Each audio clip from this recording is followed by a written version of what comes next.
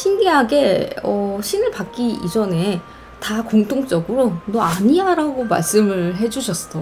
지금은 물론 신이다 라는 거를 확신을 하지만 헷갈리게 만드는 그런 분들 때문에 이게 굉장히 헷갈릴 거라고 저는 생각을 해요. 그래서 자기가 이미 신명이 들어찼고 험한 조상도 들어와요. 자기를 알아달라고, 그만큼 깨끗하고 맑은 사주기 때문에 자기도 알아달라고 들어오는 그런 제자 사주기 때문에, 그러니까 자기가 혼란이 올 수밖에 없고.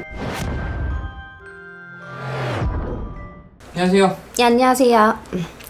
선생님과 이때까지 좀 인물에 대한 컨텐츠를 많이 찍었는데, 예. 사실 오늘은 좀 인물과는 조금 다른 컨텐츠로 한번 질문을 드려보려고 합니다. 예. 무속인을 하면은 저는 이 신병을 겪는다 라는 게 첫 번째로 가장 먼저 떠올라요. 예예. 근데 신병도 있지만 사실 이 신병과 정신병이 비슷하다고 좀 생각하시는 분들도 많이 있거든요.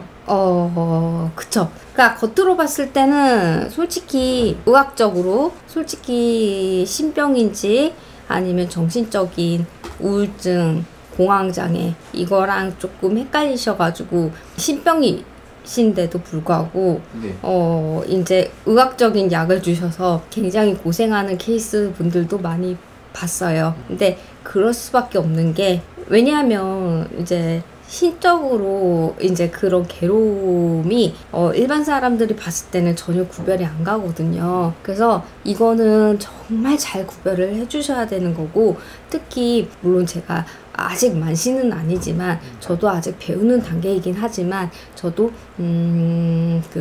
처음에 신에 왔을 때 이게 정말 신인가 아닌가 이거에 대해서 되게 많이 힘이 들었던 제자 중에 하나예요. 왜냐면 저 같은 경우도 무당집에 가면 확실하게 너 신이다 아니면은 너 신이 아니다 이런 걸 얘기를 해주셔야 되는데, 저는 되게 신기하게 신을 받기 이전에 다 공통적으로 너 아니야 라고 말씀을 해주셨어. 근데 신을 받고 난 다음에는 너 신이야 라는 소리를 일관적으로 다 해주시거든요. 그래서 지금은 물론 신이다라는 거를 확신을 하지만 헷갈리게 만드는 그런 분들 때문에 이게 굉장히 헷갈릴 거라고 저는 생각을 해요. 그래서 이거는 정말 물론 이렇게 이론적으로 얘기를 해주는 거는 이렇게 들어서는 헷갈리지만 정말 정식적으로 상담을 받아야지 알 수 있는 부분인 것 같아요. 신병과 정신병을 본인 셀프로는 구분을 할 수는 없는 거예요? 구별할 수 있는 방법은 솔직히 본인 스스로는 구별하기가 힘들어요. 왜냐면 저도 신을 받기 전에는 신기라는 표현은 안 씁니다. 신명이라고 표현을 합니다.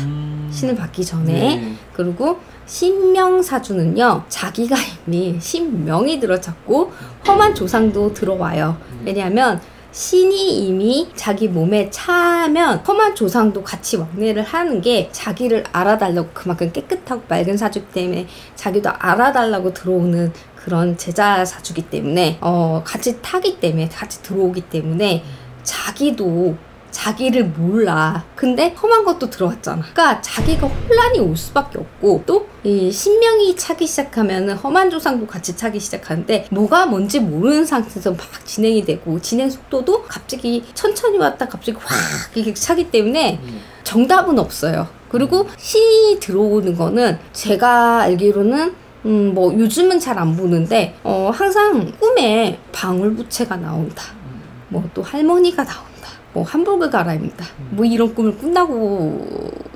그러시더라고요.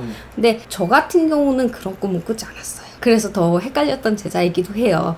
그리고 저 같은 경우도 조상이 양가부리 조상이에요.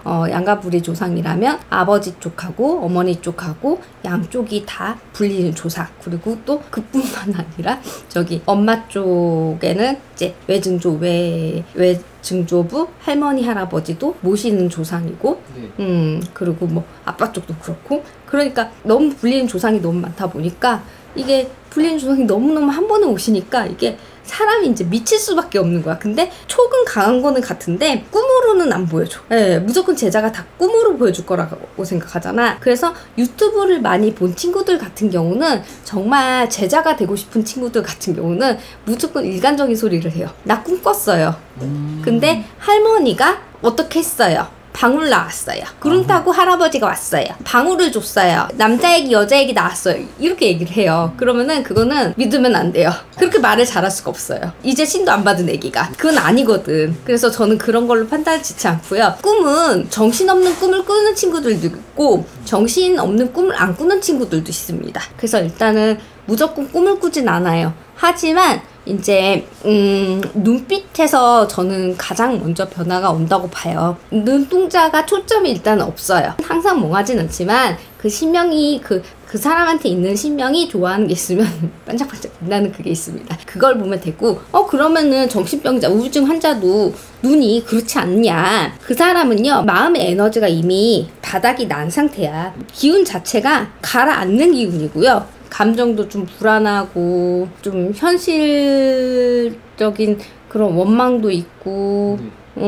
그리고 일단은 이 사람 자체가 특히 이게 잘 구분해야 되는 게 정신병은요 말과 행동이 일관성이 없어요. 말과 행동이 일관성이 없다는 거는요 이 신명사주는요 자기가 되게 대단한 사람이야 말하는 게. 근데 정신병은 말과 행동이 일관성이 없어. 우울한 상태에서 말과 행동이 일관성이 없고요. 그리고 정신병은 사람들이 자기를 다 미워한대. 망상? 환청이 좀 있어요. 그 내용 망상 환청이요. 그 내용이 종교적이나 신적 내용이 아니야. 그냥 내 가족들이 나를 싫어해. 그 얘기를 들어줘야 돼. 근데 중간에 얘기를 끄잖아요? 그럼 갑자기 막 울거나 소리를 질러요. 또 이상한 소리가 들린다. 이런 식으로 얘기를 해요.